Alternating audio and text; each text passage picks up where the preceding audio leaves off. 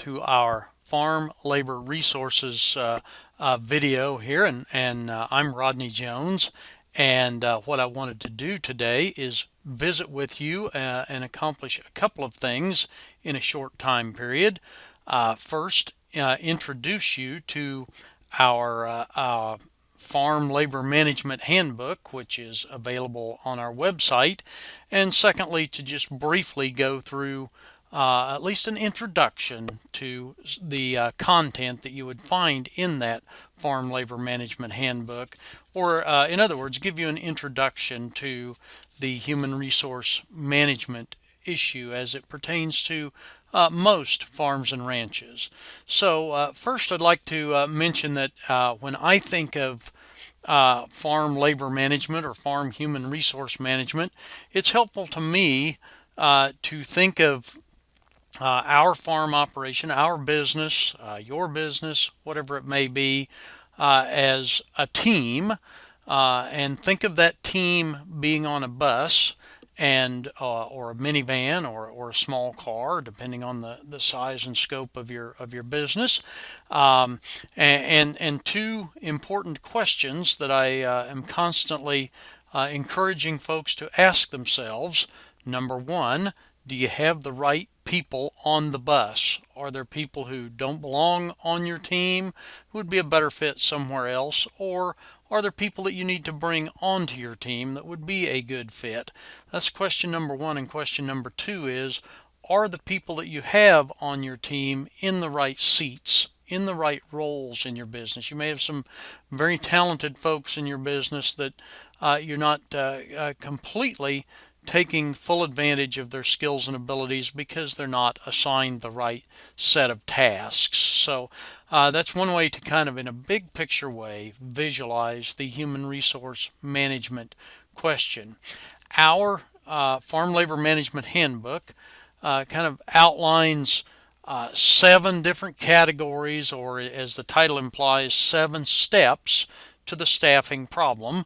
The title here says 7 easy steps. I think anybody who's been in the human resource management business or had that as part of their responsibility would probably question that easy word in there, but we've tried to make it as simple as possible, at least from the standpoint of outlining it in the manual. So I want to go through at least just a very brief overview of each of these 7 categories of things that kind of need to fall into place as we think about managing human resources.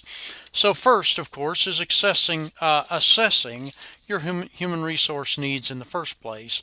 And that involves a couple of different things. Number one, thinking big picture. What is our business all about? What are we trying to accomplish here? That's beyond the scope of this brief recording, but involves some reflection on where we want to go, the vision, the mission, more concrete objectives and goals that we have in mind for accomplishing the tasks that we have before us. Then a little more concrete step is to develop some type of a measurement mechanism or an evaluation mechanism that focuses on how much labor is needed in your operation. And I like to be a little more specific because a lot of different things need to be done, especially around a farming or ranching operation. Not everyone has the same set of skills and abilities and interests. So I like to develop a labor needs chart or a workload schedule broken down by time period, month, quarter, whatever the case may be, and also broken down by related types of tasks or related skill set requirements. So an example that I pulled right out of our manual might look something like this. We have the tasks or skill sets broken down into categories. Folks who have the skills and abilities to actually perform much of the work that needs to be done on a farm or ranch, whether it's working with livestock, working with crops, operating machinery, and then the more management related tasks of record keeping or marketing, those types of things. And as you can see from this example here, in the first quarter of the year we need about 700 hours of actual operating type labor out there getting the production tasks done. Now, if you think about on an annual basis, a person would normally be expected to work somewhere between 2 and 3,000 hours. So in a quarter, that's going to be 5, 6, 700 hours. In that first quarter of the year, we might get by with one person doing most of the physical operating tasks on the farm. But as we move into that second quarter, there's just no way one person is going to be able to put in between 15 and 1,600 hours of labor to get that work done. As you look at the management and marketing tasks, though, if you kind of combine those, add them up, if you did have somebody in your organization who was pretty skilled at both of those categories, one person might conceivably be able to get that done throughout the year. So it's just a way to kind of look and see if if your labor needs match up with the current resource staffing plan that you have in mind. Of course, the second element of that is, as I just mentioned, comparing that workload schedule with how much labor is currently available, but then also looking down the road. A lot of times when people start to think about bringing someone else on board, think about needing to manage, say, for example, hired labor, what really has stimulated that thought process is some kind of change in their operation. So we need to anticipate those changes. Are we adding more land, adding a livestock enterprise? Is someone in our organization nearing retirement or thinking about slowing down? So in the process of thinking about these labor resource needs, we also kind of need to visualize an organizational chart. Who's in charge of what and who reports to whom within the organization, and then translate that into thinking about how that might be reflected in changes in that human resource workload schedule chart that we just looked at, or some other mechanism for assessing the amount of hours that are going to be required for the various tasks that you're trying to accomplish on your farm or ranch. A second component of assessing human resource needs is to clearly spell out what it is every role in the business is responsible for doing. If you're going to try to bring someone on board, you need to define exactly what it is you expect that person to do. That will help in a lot of regards in the human resource management area of your business. It's important for every role in the business, including those roles that are currently filled and probably expected to be filled by that same person even for some time to come, but it's especially important when you're trying to bring someone new into the business. So use that anticipated workload schedule that we just talked about, or some version thereof, to identify the voids. When do we need help? What type of help do we need?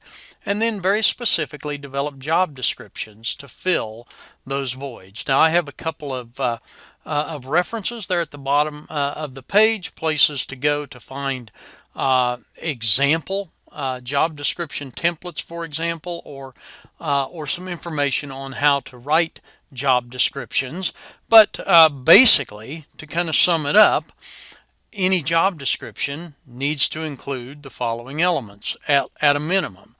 Some kind of a title or an overall summation of what the job's about, a position summary, who's going to supervise that position, what are the typical duties or tasks or responsibilities, working conditions, what knowledge is required if you are to accept this position or want to be a part of the organization in that role, how will the job be evaluated and by whom, and maybe a little bit of information about how the job will be compensated. That can be very specific or it can be very general in the job description itself. I have an example here, and I notice already that I've violated one of the rules in that as I took this screen capture, this is the example that's actually in our Farm Labor Management Handbook, and I didn't capture the job title. So the position title should be included, and then here's an example of a general description of the job,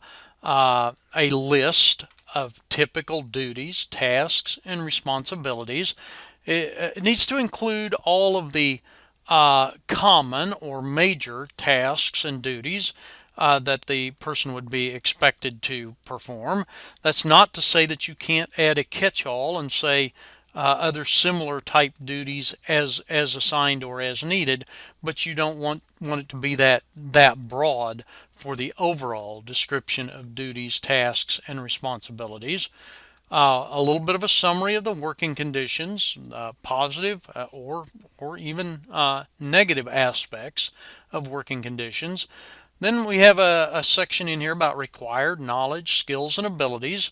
Often you'll see job descriptions that not only include a section about required knowledge, skills, and abilities, but an additional subsection that would be preferred or additional knowledge, skills, and abilities that would be helpful, so that when it comes time to sort through job applicants, preference can be given to those that not only have the required skills and abilities, but perhaps some of those that would be nice to see in addition to the required skills and abilities.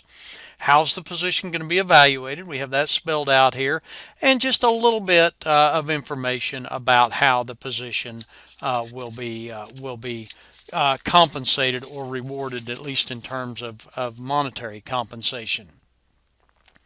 Another step in the human resource management realm is preparing yourself to be an employer. And one of the first questions that you need to ask is step back and ponder a serious question. Are you looking for an employee, or are you looking for a contractor? And the differences are spelled out in terms of how much training you are expected to give the person, how much knowledge do they come to the table with when they come to your place. Do they bring their own tools and equipment, or do you provide those? And how much risk they're putting themselves at financially if they undertake projects working for you. Now, most of the issues that surround the distinction between an employee and an independent contractor have to do with legal issues, and most of those have to do with taxation. The differences are spelled out fairly clearly from a legal perspective, and my only word of caution is just make sure that you're not crossing the lines and not treating someone as an independent contractor when the law would interpret that you are in fact actually treating them like an employee. So just a word of caution to be clear on that. And again, more detail in the handbook about that particular issue. Another sub-step in the major category of preparing yourself to be an employer is the whole issue of choosing an entity structure. Now, when you get to the point of being ready to hire employees and formalize that relationship a little bit, it's somewhat important to be kind of settled into the appropriate entity choice for your operation. Because of all the legal filing requirements, that's not to say that you can't kind of change once you're underway, but it's just much simpler if you've made that appropriate choice. And there are advantages and disadvantages to a lot of different entity structures that you could possibly choose from, and we don't have time to go into that in great detail in this video. There is a significant discussion about those choices in the handbook itself. Another point would be seek appropriate professional advice as you are trying to find the appropriate entity structure for your situation, and that would be of course someone in the legal profession who's familiar with the advantages and disadvantages of all the various choices, and perhaps even someone in the accounting profession that's also familiar with the advantages and disadvantages of the various choices that you have. One reason that that's important is because whatever entity you decide is going to hire and pay this person has to obtain an employer identification number, and that's not a difficult thing to do. The website is clearly spelled out in the handbook that I've referenced many times already and will again. Um, but if you obtain an employer identification number, that's the entity that is going to be employing the person that you're bringing on board. So that's an important step. There are also issues with learning how to do tax withholding appropriately. That involves state and federal income taxes, what we call FICA taxes, which would be your Social Security and Medicare tax withholding, unemployment tax withholding for some situations. That's not terribly common for many farming operations, but know the rules, know when you're required to do so and when you're required to not do so. So that's all a part of preparing yourself to be an employer if you have never been in that situation before. Major category number three is actually starting to think about getting someone on board, recruiting, the process of finding a pool of applicants for a position that you have defined and described. As it says here on the slide, one of the most common mistakes that many small business managers make is not investing the time and effort to do a good job of recruiting. You don't just want to hire the first person who comes along just because you desperately need help. You want to take this process seriously and try to attract a pool of applicants so that you can make a well-informed and good choice for your operation. Of course, since it does take time and the work has to be done in the meantime, it's very important to have a contingency plan in place to get the jobs done until you can find and hire the right person for that job. Whether that means people already in your organization needing to take on a little more responsibility, maybe work a few extra hours, or whether you have family members or friends or folks in your community who can step in on a part-time basis and help fill the void, or whether there are custom operators who will do some things for you during that time when you're trying to find the right person for the job that you have in mind. It's just important to have a contingency plan in place. Recruitment is a process where you want to attract a pool of applicants. That means more than one, so that you have a choice to make. You want to attract those applicants on a timely basis and in sufficient numbers, again, more than one, and you want to attract qualified applicants so that you don't have to sort through a bunch of applicants that really are not qualified for the job. Now, there's a number of different methods that people have used historically and contemporarily to recruit. Suggestions from current employees is a very popular and successful way of encouraging others to come work for your organization. If you already have employees, word of mouth throughout the community. Let people who might know folks who are looking for a job know that you have a job. Of course, there's want ads. Those could be physical want ads in a physical paper or electronic on some kind of a website. There are job service agencies. There's college placement offices and other professional school placement offices. There's posting job announcements in places where you think folks might be hanging out that might be looking for a job, or there's formal search firms, internet-based and otherwise. Now, which method is best? That depends on the particular job that you're trying to recruit for. For certain skill sets, you may need to look at colleges or institutions, educational institutions, or you may need to use search firms. For other skill sets, equipment operators, those kinds of things, you're probably not going to have the most success looking for those kind of folks in college placement offices. You're going to want to go where you think you can find people with the skill set that you're looking for. So different search methods for different positions. As you think about developing job announcements or help wanted ads, those types of things, advertising that you have a job available. Just a few pointers, because I've seen every one of these pointers violated in position announcements, and I think that makes the position announcements much less effective. First, if appropriate, give a job title and say something positive about the culture or the organization that you're trying to bring somebody into. A brief description of the job.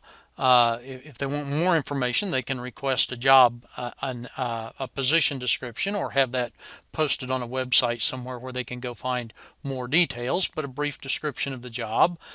Say something positive about the working conditions, maybe a brief message about the wages and benefits that might be available.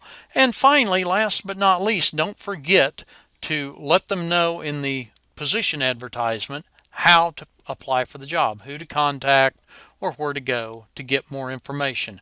I have actually seen more than once help wanted ads that sounded like a great job, and then you get to the end and you don't have any idea how to get more information or how to apply for the job. Somebody just forgot to put that information in the advertisement. So that's not very effective. So that's recruiting, trying to generate a pool of applicants in a timely fashion that are qualified. Then we move on to selection. Selecting is out of that pool of applicants, let's find the right one for this job. And that involves several different steps, but the position application form itself can be a good place to start in helping with the selection process. Ask the right questions. Utilize information that you gather in the application process. Ask questions that are relevant to the job. Be very careful here that you're not asking questions that would imply discrimination that doesn't have anything to do with somebody's ability to do the job, but asking questions on the application that are relevant for the position that you're trying to hire for. If we ask the right type of questions, gather the right type of information on the application, we can quickly narrow a large group of applications down to a few that we want to spend some more time with and pursue in more detail. I've served on several search committees, and that's a very true statement. You can quickly narrow the pool down just based on the information that's provided on the application. Can they prove that they actually meet the qualifications that you outlined in the job description? Once we've determined a few individuals that we want to visit with a little further, then we move into the interviewing phase of the selection process, and that's a phase where we narrow the set of information that we want to gather down to a small number of very important characteristics, and we develop a list of questions that will elicit information about those characteristics. I want to be careful that we plan to ask each applicant that we do interview the same set of questions in about the same order, or at least try to gather the same type of information. And along with that, we need to develop a rating system to kind of on some kind of a scale score the performance in answering each question for each candidate, so that we can quickly summarize that information and be very analytical in how we're making our hiring choice. Just a few other pointers for the interview process. Many of the people that you might want to bring in to work on your farm are doers, not talkers. They may be the best equipment operator out there, but they may be nervous in a formal interview session, just because of the nature of the work that we're typically asking them to do on farms or ranches. So the more that we can put the applicant at ease, make them comfortable, the more meaningful the interview will be. So in that regard, make it a priority to find the appropriate place where the interview may be conducted. So that may involve driving around in the cab of a pickup with the candidate and showing them aspects of the farming operation, or it may involve a quiet place in the office or somewhere where you can have a quiet and private discussion. A couple of other pointers: spend some time listening. open the discussion yourself, but encourage the applicant to do most of the talking. As the slide here says, if you as the employer dominate the discussion, you're not going to get much information out of the potential employee. Another good point is use open-ended questions that require more than just a yes/no answer.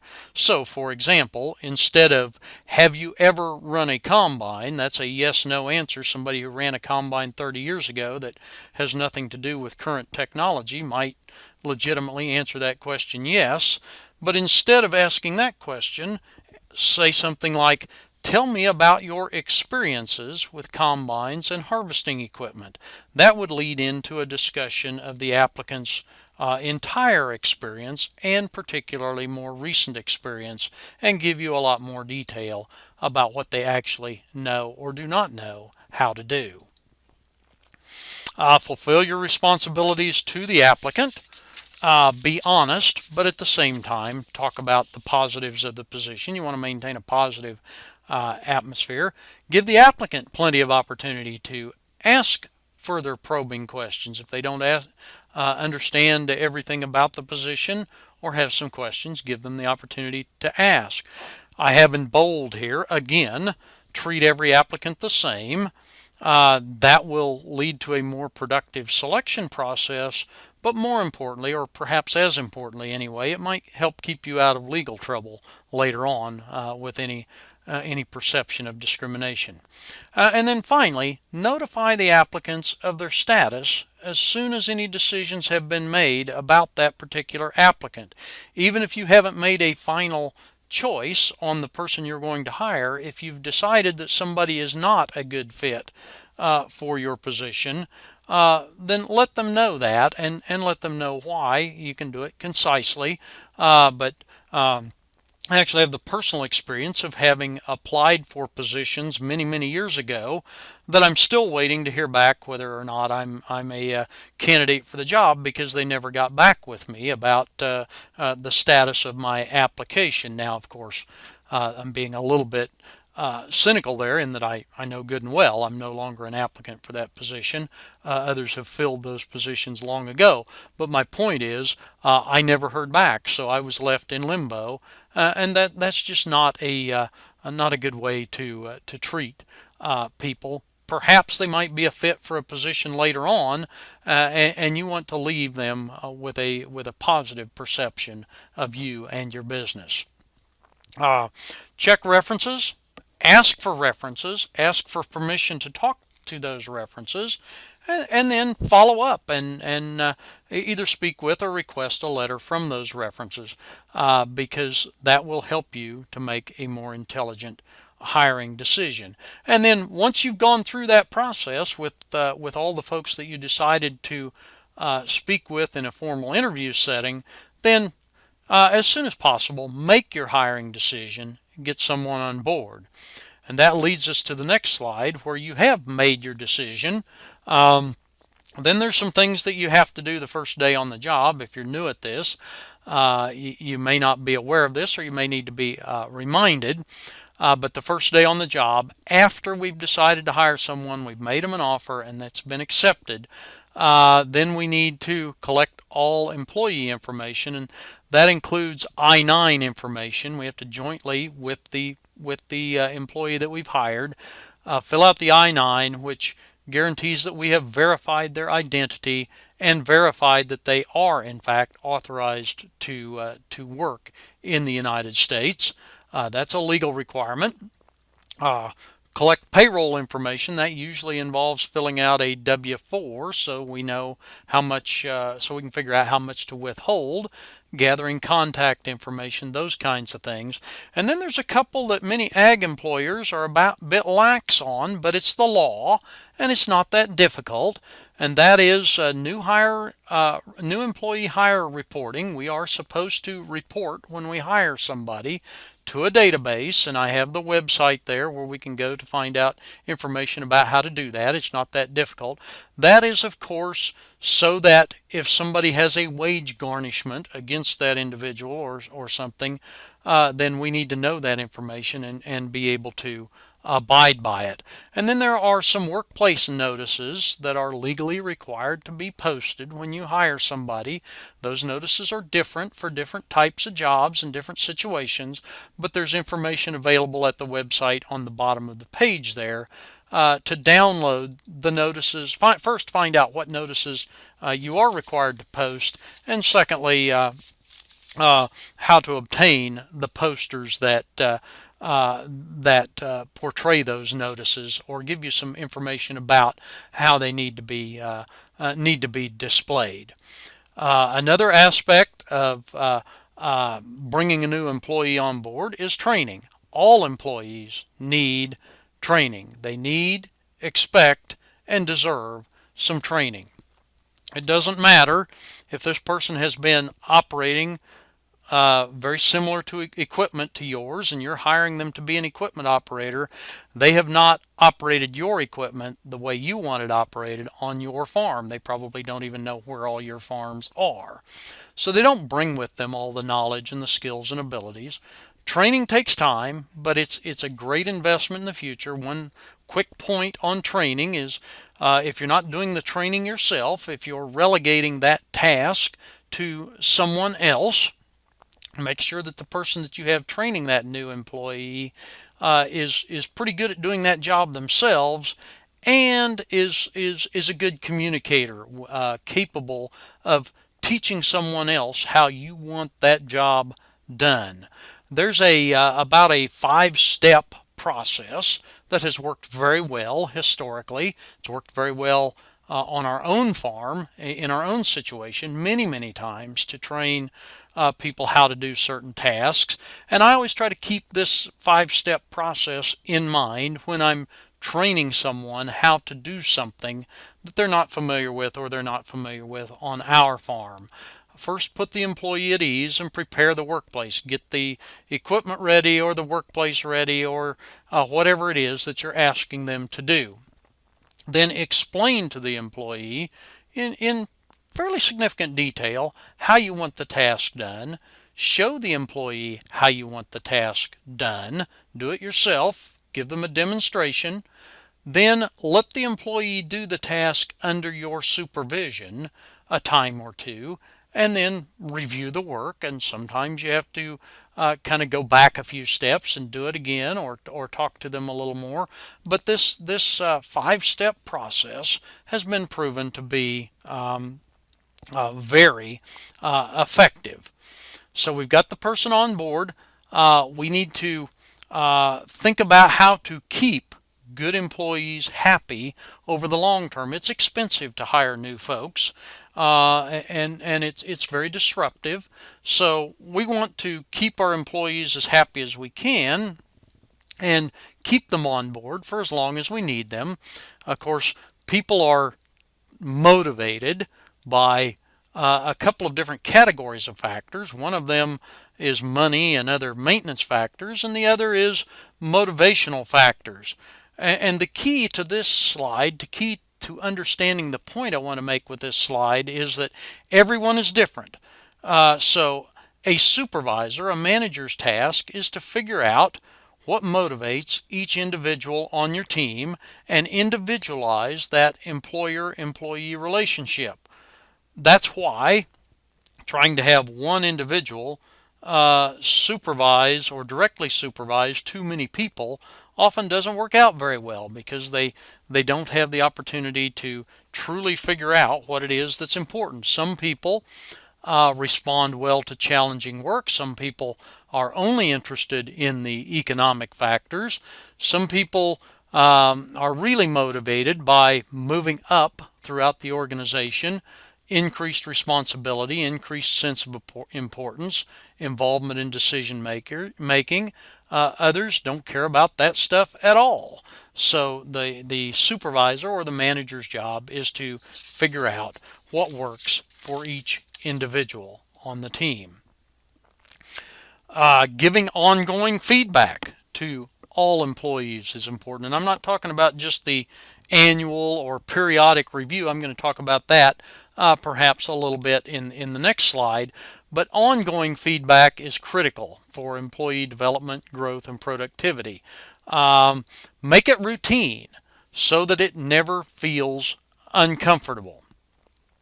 Uh, Open those lines of communication so that when you need to give honest, constructive criticism without seeming overbearing or insincere or just being harsh, it's not a big deal because you have an ongoing relationship where you're constantly talking to the employee in or communicating with the employee in one way, shape, or form about how they're doing, both positive and when things need to be improved. You're constantly giving pointers. Hey, have you thought about trying to do it this way, or whatever the case may be? That's very difficult for many farm supervisors, farm employee managers, because we just expect everyone to do the job well every time right from the start without much feedback. But that's certainly not a very long-term productive mode of thinking when it comes to human resource management. When it does come time for that formal periodic performance review, and yes, we need to do those even on the farm. Usually we think of these as an annual event, but it could be more frequently than that. A few pointers for that discussion as well.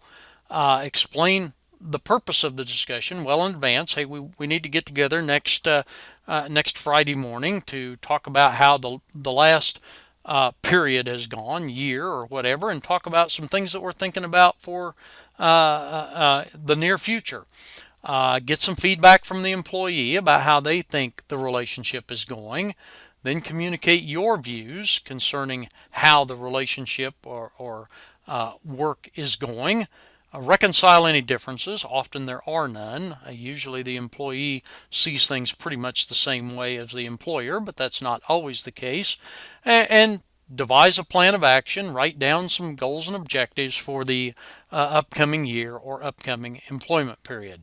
So that's a brief overview of that annual evaluation session that is so important. We talked about the motivational factors. Of course, one of those one of those categories is the maintenance of the individual, and that involves compensation. A few words about compensation in agriculture, because we often hear farm and ranch potential employers say, well, I just don't have any idea how I can compete because this other industry that's in my community is looking for the same type of people that I'm looking for, and they can pay so much more. That may be true, but keep in mind that pay isn't the only component of overall compensation. There's the pay, and then there's potential benefits, housing, commodity items that can be used as food, for example.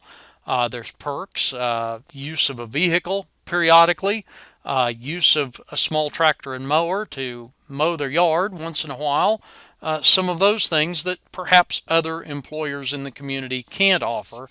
And of course, there's always the benefits of farm work in general, which people often see as being a little more variety, a little less monotonous, and maybe a little more exciting than other lines of work. So sell all of the components of compensation and try to put together a package that is overall competitive, and that doesn't necessarily include just the wage component. You want to be the employer of choice in your community, at least the employer of choice in the industry that you're operating in, agriculture or whatever the case may be. So you don't have time to not take human resource management seriously. This has been just an overview of the issues, but the primary purpose of today's discussion has been to introduce you to our Farm Labor Handbook, which we've had out for a few years, but maybe we haven't done a very good job of getting the word out. It's available on our Ag Econ website. The web address is there at the bottom of this slide, or you can poke around and go to the Ag Econ website and go to Extension and go to Farm Management Resources and find it by pointing and clicking. But the direct address is right there on the bottom of the screen, and a lot more detail about all of the topics that I've talked about today, as well as a few others. I want to thank you for your time in watching this video, and encourage you to get with us, give us a call, or send us an email if you have any questions. We'd love to hear from you. Thank you a lot.